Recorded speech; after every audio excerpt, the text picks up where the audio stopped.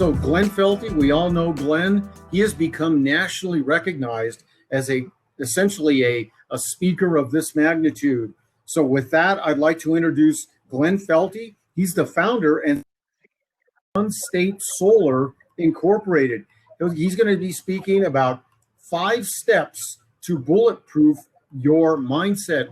Glenn, great to see you. Take over. Look forward to your insights. Great, Jeffrey. Thank you so much. I got a little bit of an echo here. Let's see if we get. Well, hopefully you guys can't hear that. This is great. Can you imagine? We went from a live event with, booths and people milling around and all that to taking this all online. This is the first time I've ever done an online expo. So I'm excited to try this out with you all. And we're going to have fun. Thank you to everybody who put the hard work into putting this together because this was not easy. There was a lot of work behind the scenes. So I do have a question for you. How is your mindset today? Think about that for a minute. How is your mindset today? Is it strong? Is it unshakable? Has it been destroyed by the uncertainty in the world today? That would be understandable. Have you been laid off? Have you lost your job? Has your business shut down? Is your business in trouble? We are surrounded by more obstacles than ever that can disrupt our mindset and really derail us if we're not careful. Do you have an action plan for keeping a bulletproof mindset, for developing and keeping a bulletproof mindset? And, I always say, why does mindset matter so much? You got to think about that. Who hasn't been derailed from a dream, from something they wanted to pursue? Maybe they never even started. Maybe they were thinking about starting it. And some well-meaning friend, family member, mentor, boss, anybody, somebody that they value their opinion, that they felt close to, made a negative comment, called it into question. You really just tore apart that dream. Maybe before it was even started, or maybe shortly after the pursuit had begun.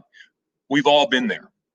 And that's why I think it's so important that we talk about this subject and get some points out there on for how you can bulletproof that mindset and be strong in the face of any of these obstacles. With your permission, I'd like to give you a little background on myself. I think it's important to know where I came from and why I feel like I'm qualified to talk about this a little bit. So to summarize as best I can, I was born and raised in Venezuela in South America, the first 11 years of my life, born to missionary parents who were down there in the field of education. And so I learned from in the field of education, if I didn't say that. So I learned from a very early age the value of hard work and commitment and persistence and all of that. And so I had a great role model growing up for developing a work ethic. And I always say now, I look back and I go, I kind of understand why I end up doing what I do as far as entrepreneurship and everything is because my parents were really pioneers, so the upbringing I had lended itself to a great platform for me. I started working as soon as I could, right? In high school, I jumped out into work right away. I wanted to make money. And, I really got very fortunate that I started working in a ski shop in high school, which is where I found my passion for sales. That's where I first realized that I was decent at it, good at it, and I enjoyed it. I enjoyed talking to people. I still do, clearly. And I really had a great time with that and started to develop my sales skills, actually got into sales management pretty early on and moved from there into the automotive business. I worked at BMW. I was in sales for a car dealership in New Jersey, which was great, was a great way to make a living. Not my life's dream, but it was a great stair step, and it taught me a lot of lessons as well. And boy, you want to talk about hard knocks, try going out and being into car sales. I always say that's a great training ground for anybody who's going to get into the sales business at all. I was fortunate. I got recruited out of there by the owner of a media company in New York who was a client of mine, came in on a Saturday afternoon and said, "Hey, Glenn, I love you. I think you're great. Got this opportunity. Why don't you come work for me?" Immediately took a 50% pay cut to go take this job in the city because I saw an opportunity and I saw somebody that believed in me, which was great. We're going to get to that in a minute, a little bit more about that. Built a great career in the city. did very, very well. Ended up leaving there and starting my own company, my first successful company. I did have my first entrepreneurship effort was a failure. We're going to talk about that more here in a little bit. And so I did have that first experience that was a failure. My second one was a success. We built a multi-million-dollar radio ad sales company in New York. And during that time period, I moved out to New Mexico, relocated to New Mexico. And unfortunately, within months after getting here, divorce hit. And my life was in shambles. It was very hard running a company remotely in New York City and going through a traumatic divorce, and really got decimated. Lost everything that I had built. Went from having the high life in New York City to, starting over basically, and starting in a strange city with people, that I didn't know. And so I do feel qualified to talk about the subject because I've taken the hits and I've had the highs and the lows. Fast forward to today, started Sun State Solar 2.5 years ago, and we're fortunate things are going very well. Very excited. I always get to say I get to make a living making a difference. And so I feel like I finally found the marriage of passion and the ability to make an income. And so that kind of brings us up to speed to today. So a little bit background on me and where I've come from. We want to talk about the top 5 reasons I think are important to building an unshakable mindset. The first one is belief. The second one is surrounding yourself with the right people. Thirdly is personal development. Fourth is perseverance and consistency. And fifth is knowing when to fold. Now, yes, that doesn't sound like part of the unshakable mindset, but we're going to get to why it is here in a minute. But the first thing we want to talk about is belief. And, there's 2 beliefs. There's the belief in yourself and there's the belief in what you're doing. Most importantly is the belief in yourself. If you don't believe in yourself, who else is going to believe in you? What are you going to do when the hard challenges and the obstacles come your way, right? There's not a successful person out there, by the way, who hasn't had times of doubt. It's completely normal. Sometimes you're in a slump. Think of the baseball player who goes into a batting slump. Or what about the golfer who takes a triple bogey and has to get up on the next tee and tee off and forget about what just happened, focus forward, focus on the next hole ahead, right? How do they do that? Well, they've got a belief in themselves, in their abilities, based on the experience and countless hours of practice. And one of the things that is important to note when you're starting something out, we're talking today primarily about business, but you can apply this to other areas in your life as well. But one of the things when you're starting out is you don't have all of that experience, perhaps, right? So you got to get patient, be patient with yourself, give yourself time. So much of our belief in ourselves or our doubt is based on our upbringing. What did we see and what we were taught when we were younger, right? Some of us were taught abundance. Some of us were taught that the world was your oyster. Go out and get it, right? You can pursue your dreams. You can do what you want to do. If that's you, Rod, here's to you. That's great. Some of us were taught scarcity. Some of us learned that, there's only so much to go around, and, you better hang on to what you've got, and you've got to be fearful, and you're really living in a fear mindset, right?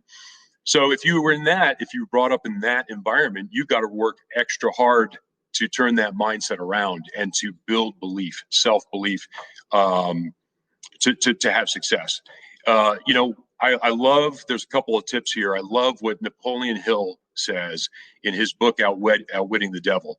And Napoleon Hill is one of my favorite writers. He talks about how the vast majority of population is drifting, and we're just floating through life. We don't have not living with intention, and how the one thing that we can control is our mind.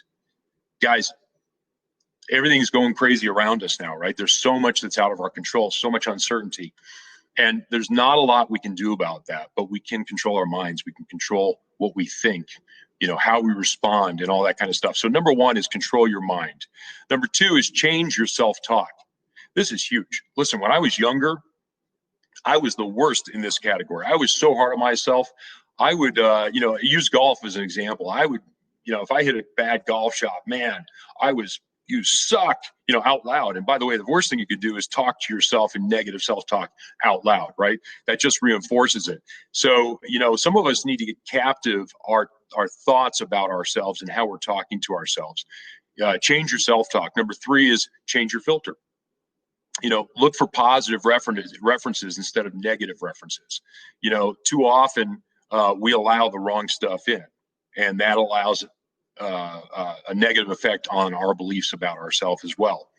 Number 4 is celebrate every victory. I always say, no matter how small, especially when you're new, you're going to have some small victories. You're going to have some tiny victories in whatever you're doing in your business. And you got to celebrate those victories, because those create positive references in your mind that you can go back to when you're getting into a slump, when you're getting into a moment of self-doubt. The more positive references we can build up, the stronger our mind is going to be when things come our way to try and knock us out. And remember this is huge. Number 5 is nobody is you. You are unique. You have something to give to the world, whether you know what it is yet or not. You are unique. You are one of a kind. And you need somebody, if you don't know what that is, find somebody in your life or some buddies in your life who can tell you. Oftentimes we're like the fish in the fishbowl, right? We can't see from the outside what's going on. We're inside. And so we have maybe a distorted perspective. So we want people around us who can give us perspective on what our skills are. What do they see as our strengths? Find out what your unique gifts are, because you have them. And then lastly, on this point, I want you all to, if you haven't seen this already, go look up the 5 levels of competence. I'm not going to go through it with you now, but when you're talking about belief and building belief, you have to remember that, especially when you're starting something new, you don't know anything. You don't know what you don't know. That's the first level. And I want you to go look this up. I'm not going to talk about it now, but you want to understand what those levels of competence are, grade yourself and see where you're at, and then be realistic about moving forward with that. Okay. Number 2, surround yourself with the right people. I can't stress this enough. Renowned speaker Jim Rohn said, one of my favorite quotes, "You are the average of the 5 people you spend the most time with." Put another way, water always seeks its own level, right? Research by a psychologist at Harvard showed that the people you habitually associate with determine as much as 95% of your success or failure in life. That's a big number. So, you want to be really careful about this area, this point. We have to be intentional about our inner circle and how we're investing and what relationships we're investing in, right? Now, that does not mean that you take all the friends that you have that maybe don't fit that box and you get rid of them. This is not like out with the old, in with the new. This is just focusing on spending the maximum amount of time with the people that you respect. Okay. My pro tip is find people you admire. Some of them you know already, some of them you don't. If you don't know them, maybe you can network into them and ask for mentoring, or just develop a friendship. But you've got to be surrounded by those and cheerleaders. So I always like to talk about, I'm fortunate to have some really great, solid cheerleaders in my life. Unbelievable. By the grace of God, is all I can say. But I have, I'll get a voicemail from my friend John, who I by the way, haven't seen in a couple of years now. And the voicemail will be, Felty, you're amazing. You're the best. He just goes on with all kinds of accolades. And he means it. And it builds your confidence, just makes you feel solid, makes you feel great. Who are those people? Jerome Wade, who you're going to hear from a little bit later today. Jerome's one of those guys in my life. I can't tell you how many hikes or mountain bikes we've been on when I was going through times where I was a little confused and maybe a little loss of direction. And Jerome was there to encourage and to also offer perspective, right? So make sure you're surrounding yourself with people who will bring you up, right? We always play up to the level of those around us, or down, which we don't want to do. Okay. So also recognize that your inner circle, as great as they may be, they may also from time to time give you negative, well-intended, but negative opinions or negative feedback on stuff. And you need to always be still critical and evaluating even what they're saying. You want to receive the constructive information, but you also want to process and make sure you're not, that they're not inadvertently, out of some fear in their own lives, speaking something to you that's not true. Okay, so think critically to discover the truth. Excuse me 1 second. This is casual, right? It's more of a chat since we're not on stage. It's a little bit easier. The third one is personal development. My dad always used to say, garbage in, garbage out. In fact, I think he probably still says it. It's like filling your gas tank with dirty fuel, or worse yet, with something other than fuel. You can't put water in your car and expect it to run, right? And our bodies, our minds are the same way. What do we operate at our best when we're filling our minds with the right stuff? So what are you reading? What are you watching? What are you listening to? What are you doing? I never realized how important this area of personal development was. In fact, I never really formally knew what personal development was until about 8 years ago, when I got involved with a home-based networking business where, I was building teams of individuals who were starting businesses from their home. And, it was at that point in time that was really drilled into me. And I started to see it. I started to see how quickly people quit, how people, before they even started or a day after they started, because they had no personal development. They hadn't built their mindset. They were listening to others, and I always like the saying, I used to care what others thought until I tried to pay my bills with their opinions, right? Keep that in mind. Doesn't matter, but personal development is so huge in developing our mindset to be indestructible and to be, full of confidence, right? So work more on yourself than you do in your business. John C. Maxwell, one of my favorite authors and leaders, I was privileged to be mentored by him for a year, talks about the law of the lid. And the law of the lid says that leadership ability is the ability to determines the person's level of effectiveness. Okay, the lower an individual's ability to lead, the lower the lid on his potential, right? So, one of the things I've noticed over my years in business, especially as it relates to home-based business, is people don't do this work. So all I want to do is direct you and encourage you. You can go out there and get 1-minute snippets. If you don't like to read, go to YouTube. It's the best thing that ever happened, right? You can get, John C. Maxwell has a 1-minute vignette. It's a minute with Maxwell. Get little tidbits, get 5-minute videos, search it out on the subject matter that you want. Listen to it while you're at the gym, working out or walking. And by the way, it's another kind of analogy here. You've got to create daily habits of this.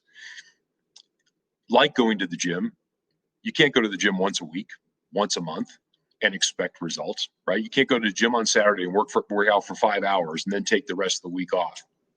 It doesn't work that way. Our body builds on frequent exercise, and the mind is the same way. You can't fill it once in a while. You got to fill it every day.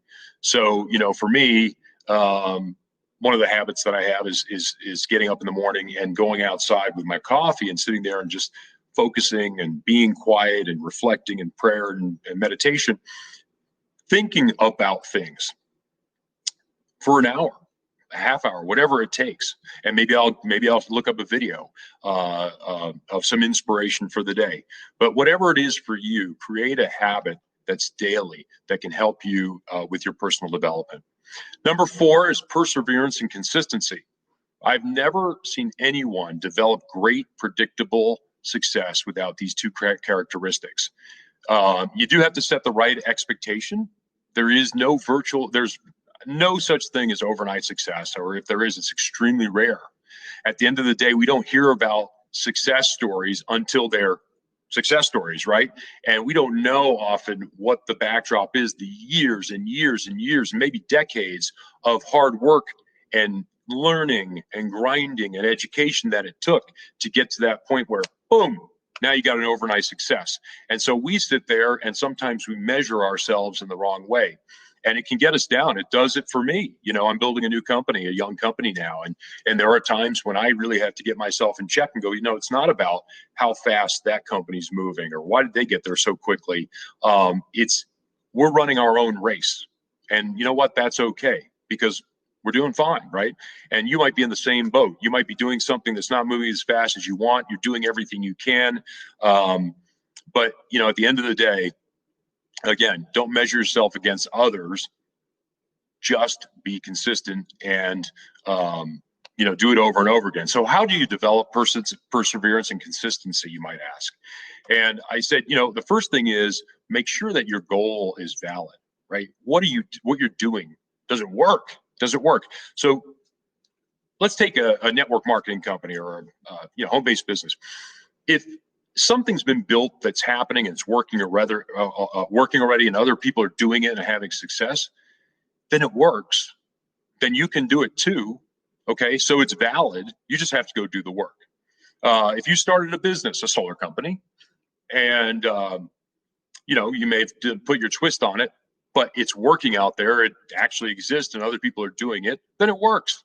Okay, so your goal is valid. You just need to go work it. Now, sometimes you may find something that's not valid. Maybe you can prove it out. The product, the new widget that you invented is not, nobody wants it. Okay, and it's possible. You need to make sure that your goal is valid and then build perseverance and consistency on that.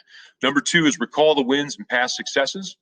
Just, you know, you've got to be looking back. You've got to always keep an eye on things that have reference points that are positive that you can look back to. Just take the next step. Just take the next step. Sometimes it's just literally putting one foot in front of the other. We talked about having a routine. Nothing more important than perseverance and consistency than having a routine, whatever that is for you. And always do it even when you don't feel like it. As I can't stress this topic enough. I love this topic, but you've got to, there are things and I speaking to myself right now, I haven't been to the gym in a bit, and you know, I haven't felt like it, but you got to do it when you don't feel like it, right? And then accept your stumbles and move forward. Repetition is key. Finally, number 5, knowing when to fold them. Now, Kenny Rogers had it right. Sometimes we do need to fold them, right? And that's okay. You know, we often, and I've been guilty of this, we celebrate the notion that quitters, you know, never win and winners never quit, right? Mantra that I've used over and over again. I've heard it over and over again, but the reality is you have to know there are times when you need to quit. You need to realize that it's not working, and you need to cut the cord as quickly as possible. Fail fast is the mantra, right? You know, I look back and I bring this up. So here's a case in point. I started this company. This was my first business. It's an invention that I created and invented and did all the work on and had manufactured and put to market and everything else. And spent about 1.5 years on this. And it failed. It didn't sell. I sold a couple thousand pieces, but there was no market for it. There was no demand. You guys have probably never heard of the Umbrella Buddy. And so I probably took longer to say I quit than I should have, because it was my baby. You know, you become so passionate about it. But guess what? It was a product that didn't work, or it didn't work at the time. Nobody wanted it. So, you know, you got to know when to fold them. And this is part of mindset. This is part of a positive, bulletproof mindset. There's nothing wrong with this, but you have to know when to. And like I said, if you're pursuing something that others have done and shown success, then you can do it too, right? Then it works. It's just about you doing the work. You know, in that case, quitting should be much less of an option. And, you know, again, always think in abundance. So, you know, what do you do when you find yourself slipping into a negative mindset? I think there's 4 tips that I can give you for how to handle that. Number 1 is breathe and get quiet and meditate, or sit quietly and think. Like I said, for me, it's every morning I go out. It could be 20 minutes, it could be an hour. It doesn't matter. I typically keep my early morning agendas open. I don't book things if I can avoid it up until probably about 10 o'clock. So I have time to do this and spend time thinking. So number 1 is think, become objective, look at it from the right perspective. Number 2 is look for positive reference points. Okay. Again, look at the successes that you've had, go back to those, embed them in your mind. And if you don't have those, look at other people who are having success. and use and reference, use them as references. Okay. It doesn't always have to be our success. Number 3 is talk to somebody in your inner circle who can remind you of who you are. My friend John, my friend Jerome, and many others I can tell you about.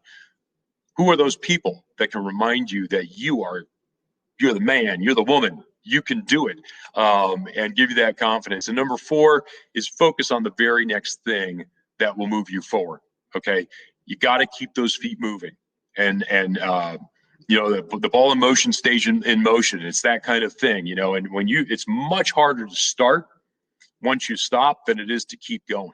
And so those 4 things are tips that I have for getting yourself out of the negative mindset when you slip into it. And so those are the 5 things up to a bulletproof mindset. I hope that had value. Guys, if you want more information, actually, we're going to go over to the chat here and let me see Q&A. I got a different screen over here for that. Let's go to Q&A on the stage, I think. All right, maybe Jennifer, I'm not seeing any questions. So if you want to... Yeah, I'm not seeing any questions either. You've got some really great comments, though. I know DJ wanted you to reference Diana's comment about John Maxwell. Oh, let me go look. Thanks for mentioning John Maxwell. He's on my bookshelf. Oh, yeah. I mean, John is, he's a legend. He's a legend. If you don't know who John C. Maxwell is, you know, look him up. Watch his videos. The daily vignette is great. But his books on leadership are amazing. Just one of the most incredible guys. I had, like I said, the privilege of a year of mentorship with him. And just a great guy, get to know. So I highly recommend that as well. Yeah, thanks for that. Anybody else have a question that we can answer while we have a minute or two?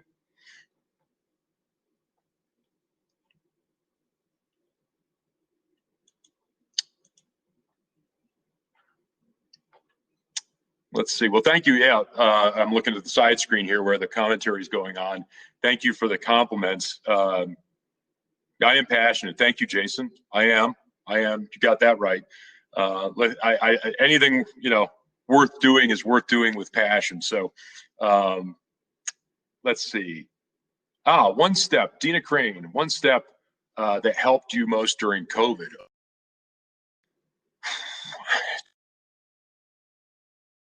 One step. Look, we need to out there, but we don't need to spend hours watching and listening to this stuff. You know, there's so much of it that is unknown, and so much of it that's just, you know, bickering and all this kind of stuff. So my number 1 tip, turn off the news, focus forward, focus on what you're doing, you know, be healthy, build your immunity, you know, get out and be active, get on the mountain, but, you know, focus on what you're doing, focus on others, but turn off the news. Jerome, number 1 mindset with, yeah, I think I just said it. Turn off the news. That's my number 1. What else do we have? Anybody else? Glenn. Hey, in the interest of time, we've got to move on, but that was very insightful. You know, I really appreciate what you said, Glenn, about being mindful about your thoughts. You know, Siddhartha Gautama, otherwise known as the Buddha, what was it, 2,400 years ago, talked about be careful what you think, because ultimately you become your thoughts. So that really resonated with me, and you're absolutely right. Don't let other people define you, define yourself. I really appreciate it and underscored that thought. Thank you very much, Glenn. Thank you. Have a great day. Thank you, Jeffrey. Back to you. Absolutely.